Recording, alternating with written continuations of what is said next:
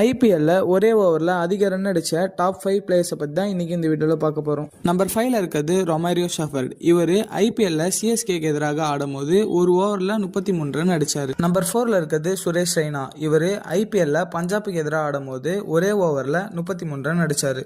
Number 3ல் இருக்கிறது Pat Cummins. இவர் ஐபிஎல்ல மும்பைக்கு எதிராக ஆடும்போது ஒரே ஓவரில் 35 ரன் அடித்தார். நம்பர் 2ல் இருக்கிறது ரவீந்திர ஜடேஜா. இவர் ஐபிஎல்ல ஆர்சிபிக்கு எதிராக ஆடும்போது ஒரே ஓவரில் 37 ரன் அடித்தார். நம்பர் 1ல் இருக்கிறது கிறிஸ் கெயில். இவர் ஐபிஎல்ல 2011 கேரளாக்கு எதிராக ஆடும்போது ஒரே ஓவரில் 37 ரன் அடித்தார்.